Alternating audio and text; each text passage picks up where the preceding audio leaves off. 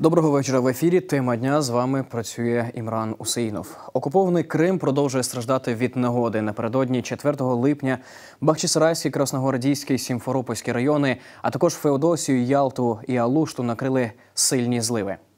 В Бахчисарайському районі випали 2 місячні норми опадів. В результаті зійшли 2 селі і вийшли з берегів річки Бельбек і Кокось.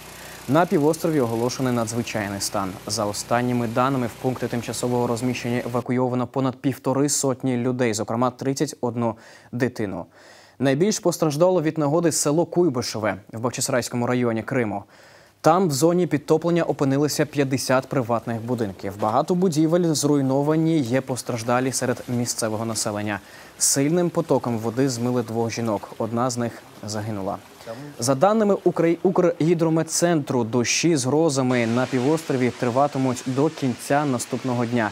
Детальніше про ситуацію в Криму поговоримо сьогодні з екологом, який зараз перебуває в Криму.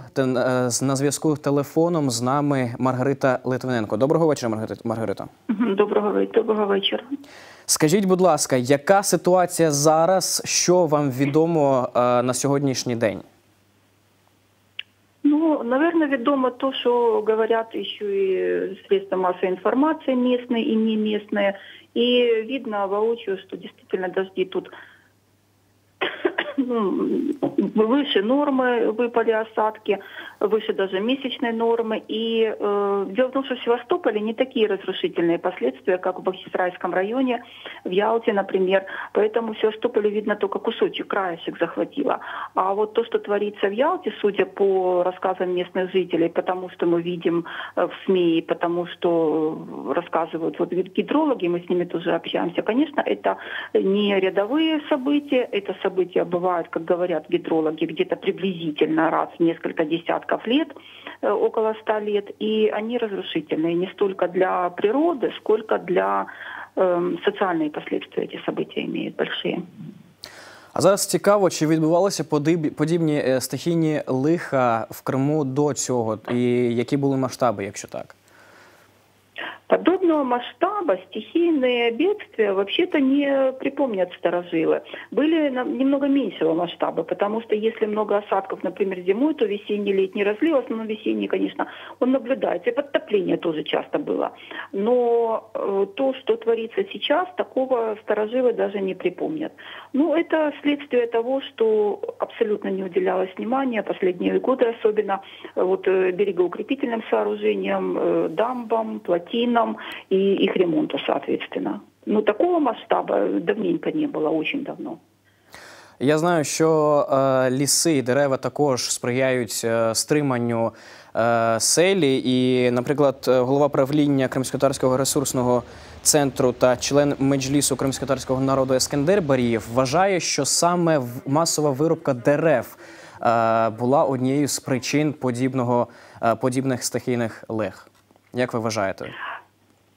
Ну, массовая вырубка деревьев, конечно же, она внесла свою лепту вот в это безобразие. Вернее, даже не сама вырубка деревьев, а то, как относились к ней местные власти, к посадкам, я имею в виду.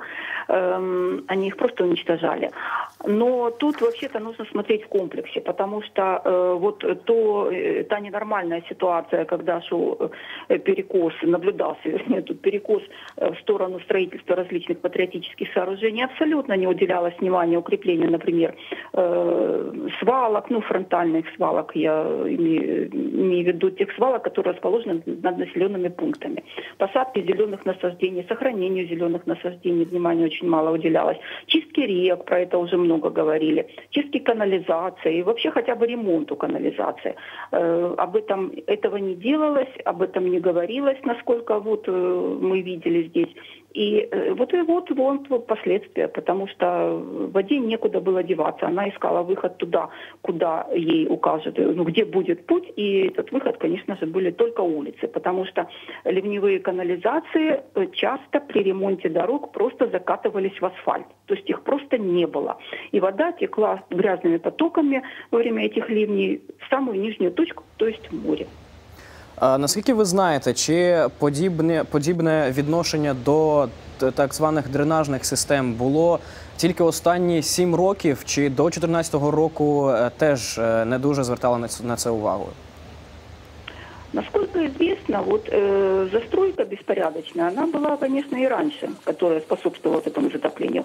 Но последние годы это просто какой-то бум ненормальных застроек наблюдается. Кроме того, где-то в 2014-2013 году украинские власти разработали программу, которая называлась, и вот если не ошибаюсь, «Вода Крыма». И согласно этой программе можно было, предусмотрено было укреплять дамбы, предусмотрено было, естественно, реконструкция ливневых канализаций, предусмотрено было укреплять склоны различных особо опасных таких участков. Но после 2014 года этого не делалось. И поэтому вот ни дамбы, ни склоны, ни вот эти вот фронтальные зоны свалок, которые расположены над населенными пунктами, например, над Гаспрой, они не укреплялись. И что там сейчас творится, об этом даже не говорят местные власти. То есть какую опасность представляет ситуация с вот этими свалками, которые тоже, между прочим, дождями размывало, и этот грязный ядовитый фильтрат тоже шел вниз на населенные пункты вместе с этими потоками и потом, соответственно, в море. Вот об этом молчат. Ну, такая программа была, и она только начинала реализовываться, но она была разноплановая. С 2014 года о таких программах, реализации, вернее, их не видно. Чи можна зараз говорити, що тепер подібні стихійні лиха в Криму траплятимуться регулярно? Як ви вважаєте?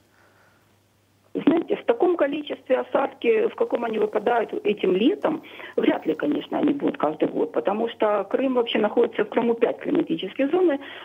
Крым – это такой очень коварный регион, ему нельзя доверять. Тут могут быть стихийные лиха, тут могут быть неожиданные ситуации чрезвычайные, но то, что они будут повторяться регулярно, вряд ли.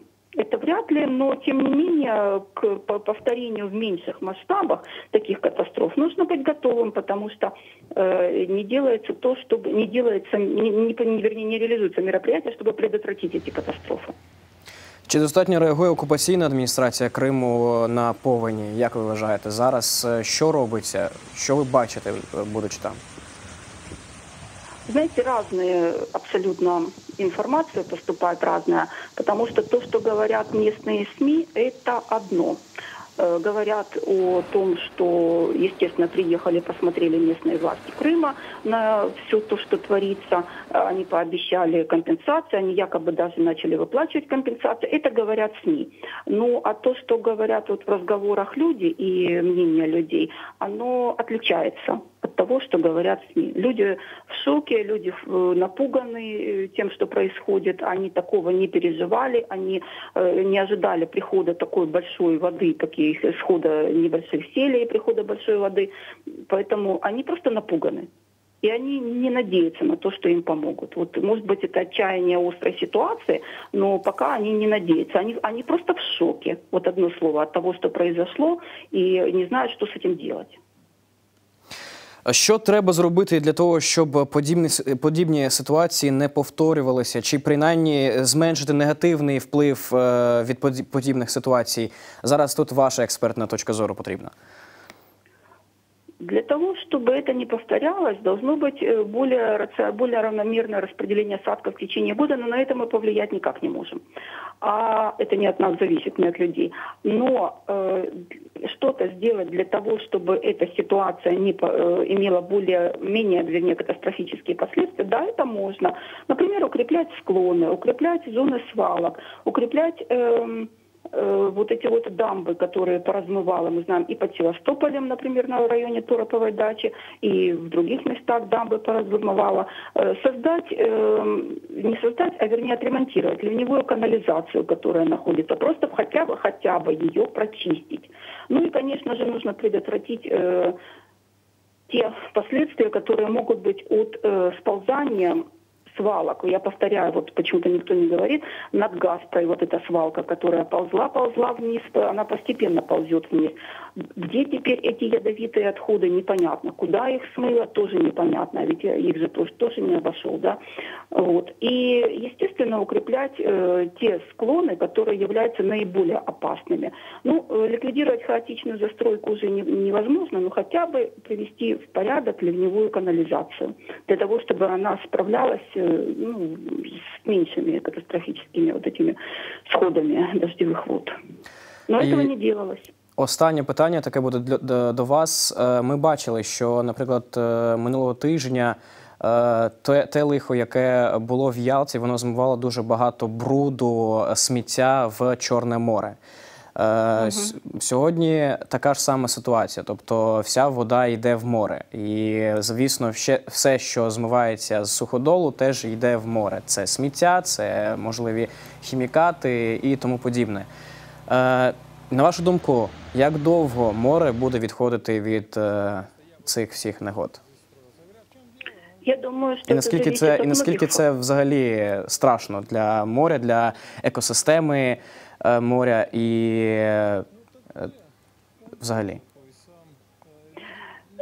Я думаю, что это зависит от нескольких факторов. Это зависит от того, какое количество грязи смыло в море. Это зависит от течений, насколько быстро от берега отнесет эту грязь, которая смыла. Ну, конечно же, последствия будут долгими, последствия будут плохими, тяжелыми, масштабными. Уже видно даже по тому количеству грязи, которое находится в море, видно, что последствия масштабные будут.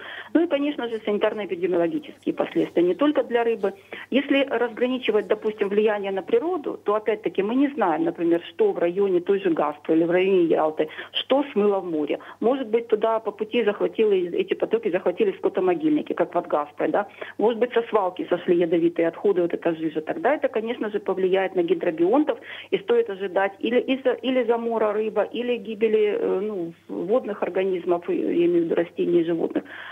И другая опасность, вторая сторона этой опасности, то, что как только чуть-чуть море станет похоже на чистое, туда, естественно, полезут купаться люди, особенно те, которые приехали с севера, и они начнут считать, что уже можно купаться. И тут стоит ожидать вспышки инфекций, начиная от гепатита, энтеровирусной инфекции, естественно, желудочно-кишечных различных других заболеваний, и вплоть до холеры, потому что случаи нахождения вибриона холеры у нас были чуть ли не через год. Поэтому, конечно же, последствия будут масштабными, объемными, и тут даже на разум человеческий не стоит надеяться. Тут только на... Ой, даже не знаю, что тут может предупредить. Но последствия, конечно, будут. И социальные, и для природы. І ще одне останнє питання. Чи вирішать такі зливи, хоча б частково, питання нестачі води в Криму? Як ви вважаєте? Вот если кто-то скажет точно, что это решит проблему недостачи воды, то я думаю, это будет очень большим преувеличением. Почему? Потому что сейчас, например, после ливней, после первого периода этих ливней, в Севастополе отчитались, что водоем наполнился, наше Чернореченское водохранилище, на 40 с чем-то миллионов кубов. Да? 40 миллионов кубов – это эксплуатационный запас водохранилища. Его хватит, как сказали местные власти, только до сентября. То есть каким-то образом, конечно, наши водохранилища поверхностного стока наполнятся. Но они наполнятся не настолько много, не настолько, насколько нужно их наполнить. Потому что прежде всего для того, чтобы начали наполняться водохранилища, особенности гидрологического режима Крыма, должна пропитаться этими осадками все карстовые пустоты, которые находятся в водосборных районах. То есть мало того, что выпали осадки, они еще должны выпасть в том районе, в котором надо, в водосборных районах. И потом уже эти карстовые пустоты начнут отдавать воду в водохранилища. Это я говорю о водохранилищах естественного стока под Симферополем, под Севастополем, в других местах Крыма. А что касается искусственных водоемов, то они, конечно же, вряд ли. Они наполнялись из Северокрымского канала, они, конечно, вряд ли наполнятся. Поэтому рассчитывать на то, что это все сохранится и будет запас воды, не стоит. Эта вода очень быстро стекла в нижнюю точку, то есть в море бурными потоками, и она текла по поверхности земли, то есть поверхностный сток, и она вряд ли задержалась в водохранилищах. Дуже вам дякую, Маргарита. На жаль, я змушений з вами прощатися. З нами на зв'язку голова Меджлісу кримськотатарського народу Рефат Чубаров. Рефат Бей, доброго вечора. Добрий вечір. І перше питання до вас таке. Чи реально притягти до відповідальності на міжнародній арені окупантів за ці наслідки? Тому ми знаємо і ми бачили, наскільки люди постраждали від цього стихійного лиха.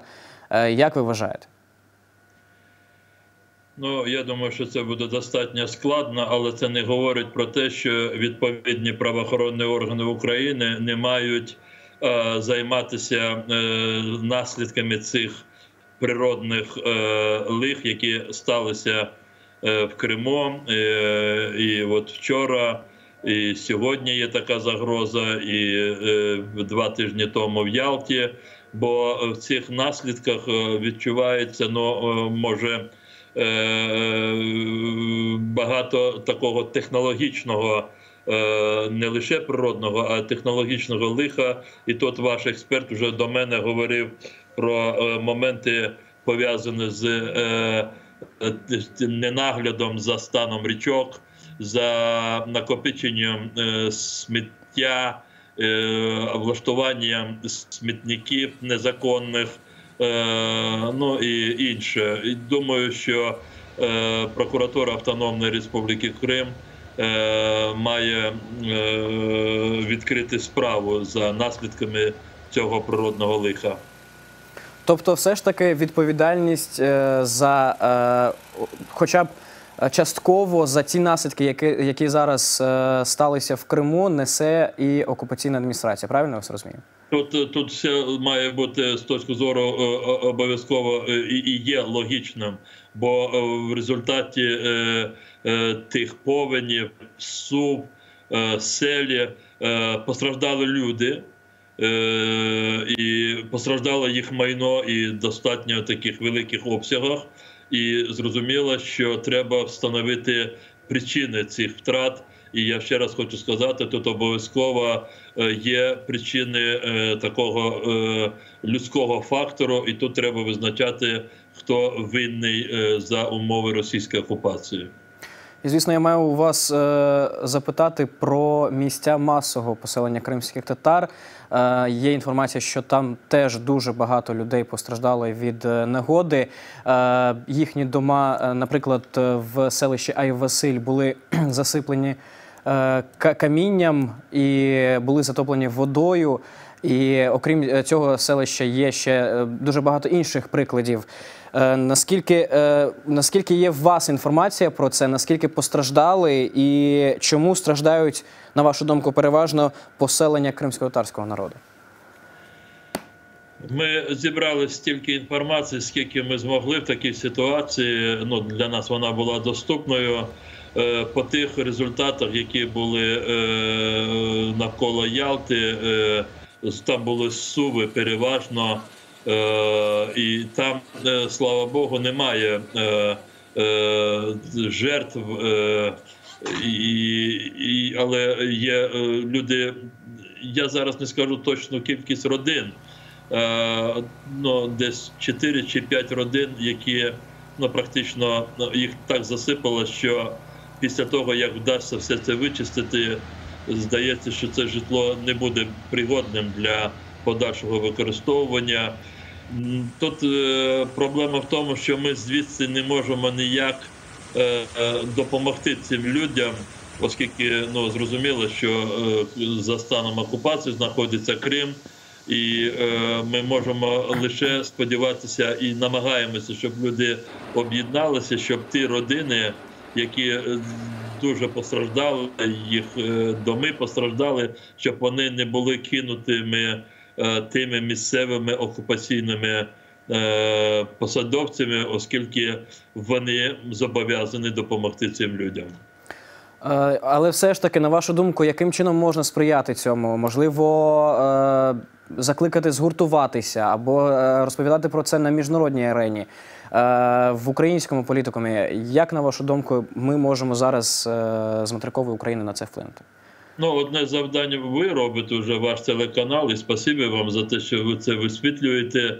Ми говоримо на зустрічах з нашими міжнародними партнерами, що в Криму відбуваються дуже різні події, в тому числі і природні катаклізми, але за умови окупації ми ніяк не можемо допомогти людям подолати наслідки таких трагічних подій.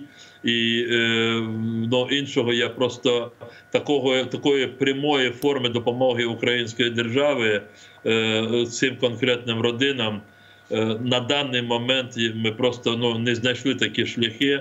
Але хочу сказати, що наші люди там вивчають ситуацію з тими родинами, у яких які постраждали більше всього. Ну, скажімо, ми по одній родині з'ясували стан цієї родини.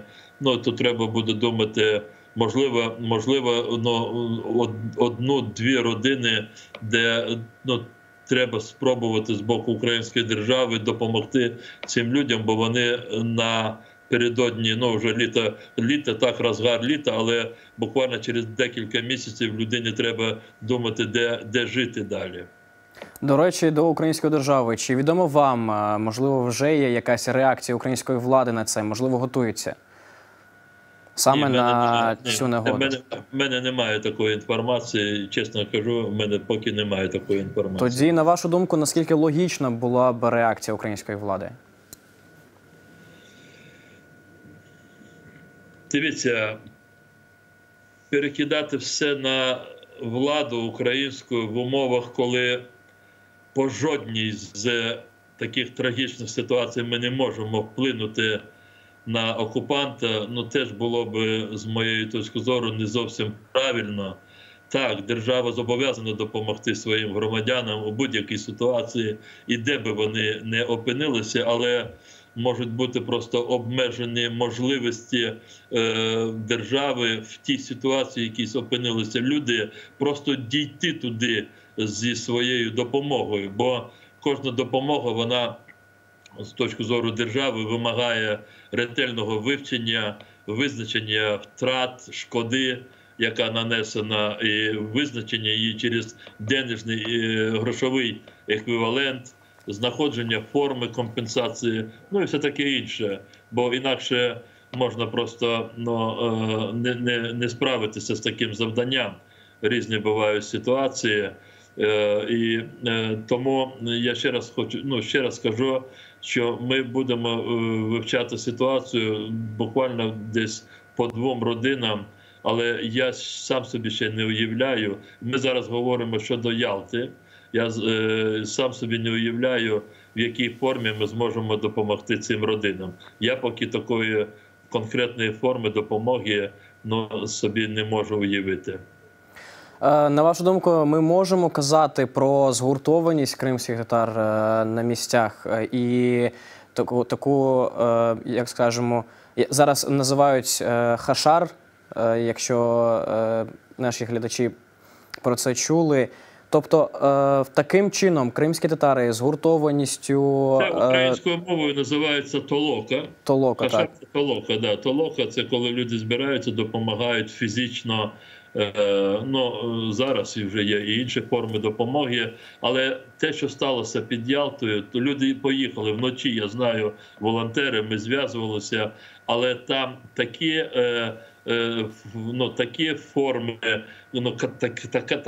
форми катаклізму природного, що там лопатами, кирками, там руками нічого не зробиш, там потрібна важка спеціальна техніка, і вона туди має приїхати, щоб вичистити ті вулиці, які засипані там на декілька метрів цими велетенськими каміннями, і в тому числі вичистити ці доми.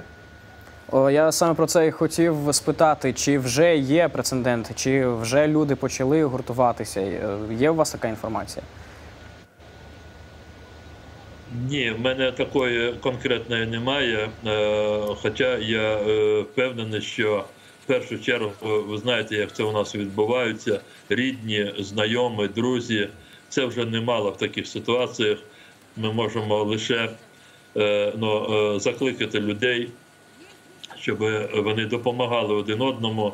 Хоча, знову кажу, що і без нашого заклику люди знають, як допомогти тоді, коли їхня допомога, вона є такою можливою, вона є такою, що вирішує питання. Але те, що сталося, скажімо, от вчора, і до того в Ялті, то дуже важливо втручання органів влади, хай і окупаційне втручання, а залучення, хай і окупаційне, бо в них в руках фінанси, техніка, людські ресурси. Мені зараз важко оцінити, скажімо, можливості тієї окупаційної влади от в таких ситуаціях, і можливості, і відповідність їхнім можливостям, їхніх дій. Але я вже вчора отримав деякі інформації, які говорили про те, що служби МЧС, окупаційне, зрозуміло, в Криму, вони вичікували час для того, щоб їм було зручніше працювати. Вони не втручалися в ті ситуації, які вони вважали для себе загрозливими. І 2-3 години очікували, поки пройде той паводок, від якого більше всього постраждали люди. Дуже вам дякую. Я нагадаю, з нами на зв'язку був голова Меджлісу кримськотатарського народу Рефат Чубаров. Рефат Бей, дуже вам дякую за те, що ви долучилися до нашого ефіру. А я з вами прощаюся. Далі на телеканалі ЮА Крим новини кримськотатарською. Вам бажаю гарного вечора. Бережіть себе.